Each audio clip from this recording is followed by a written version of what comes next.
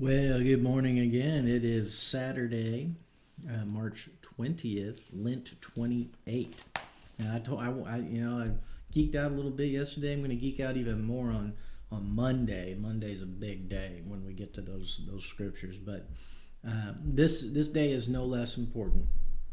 But it's from Ezra chapter 8, verses 24 through 30, where Ezra sort of meters out some responsibilities to some of the other folks. So let's bring that up and we'll read through those scriptures. It's starting in verse 24.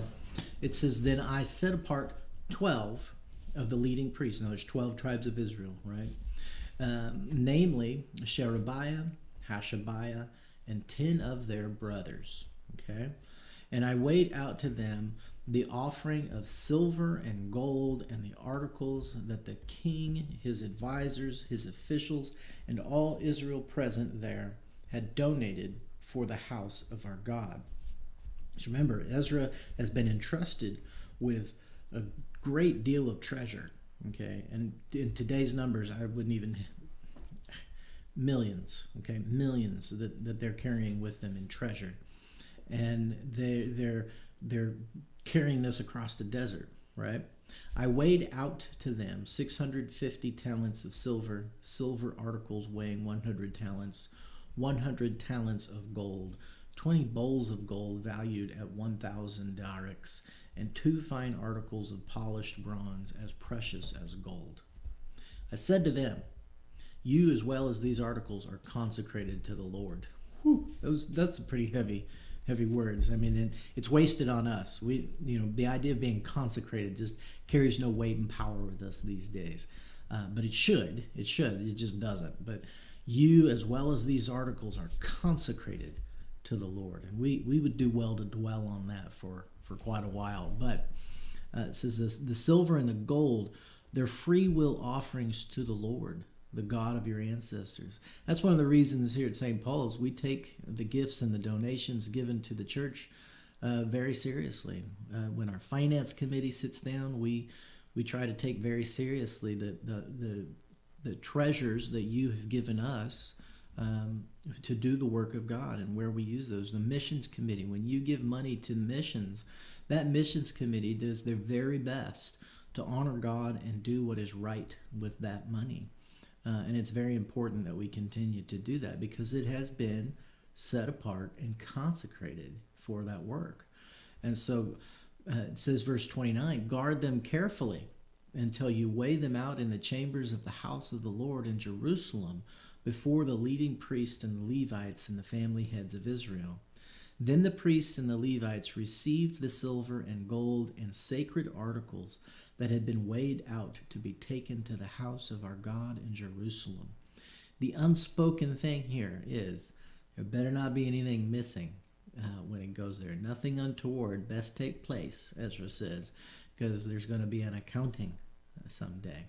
This has an echo later on again in the Gospels. If you remember the parable of the talents, in which God gave some talents to several people, or the owner in the parable gave some talents, some money to several people, and the one just buried it and didn't do anything with it, but the others they gave an increase, right? And here we don't necessarily see this increase being required, obviously, but it needs to be protected and needs to be taken care of. And yet Jesus one-ups it. He says, not only should you not waste it, not squander it, but you should give me an increase. You should use it. You should do something for the kingdom with those gifts. Don't just hold on to it. But the other thing I want to point out is, Ezra's given all of this stuff, and he knows that I can't be responsible for all of this. I can't do all of this. Not only is that too much for me to carry on my own, I don't need to be watching out for all of this. I'm going to meter out the responsibility for these treasures and these sacred objects to the leaders that are going with me. And that's a very important part of the process for St. Paul's as we move forward into our new beginning with God. We're all going to, we have leaders here that do a great deal, but we need more leaders to rise up. And I'm going to step out. Some of our other leaders are going to step out, and we are going to give some responsibility to people to do some of these things. I don't know if you've noticed, Heather Moreland is doing the children's moments and is taking on that mantle of leadership. But we're not going to expect Heather to just do all of the children's ministry moving forward. We're going to give her a mantle of leadership, but we're going to expect others to come alongside and support and to do their part as well. We have a youth ministry in which I carry most of the burden of that on my shoulders. Well, I am going to call and expect people to rise up and stand up to the occasion, and let's minister to our young people. Let's disciple them and raise them up in the faith the way that they are meant to be. Does that mean we might need to bring someone in to fulfill that role? We might, but we probably have the people in our own congregation who can do that and do it well. They just haven't been entrusted with that work yet, but it's really, I do it. It's not rocket science. It's just about being faithful. But the idea that we need to just expect those leaders to do these things and allow them to do it, and when you let someone take up a leadership position, mistakes are made. But that's what it means to be a learner and to be a leader. It means that you learn from those mistakes and you move forward and you do better next time. So we're going to do some of that here at St. Paul's, but we're going to get into some really exciting stuff on Monday. I can't wait. Please come back on Monday and join with me in this study. Until then, we've got worship tomorrow. Excited about that. And I will see you then. Bye-bye.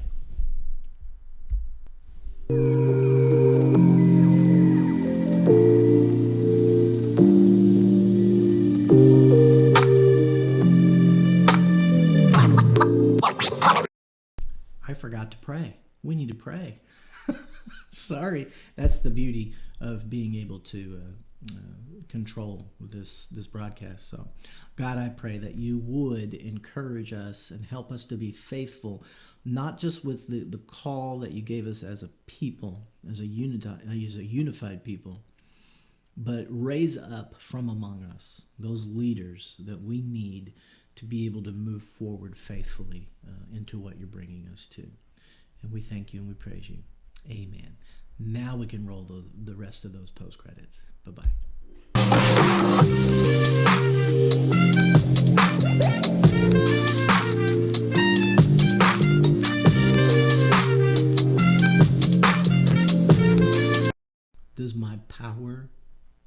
Does my power to control this make you nervous?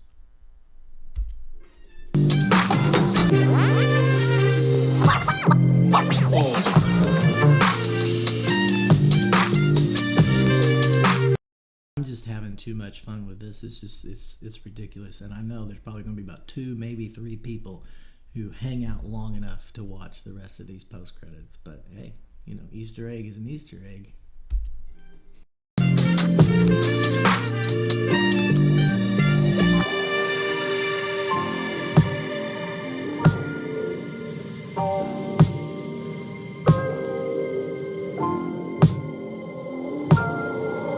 All right, now listen to the horns in this section. I love it. Burr, burr, burr, burr.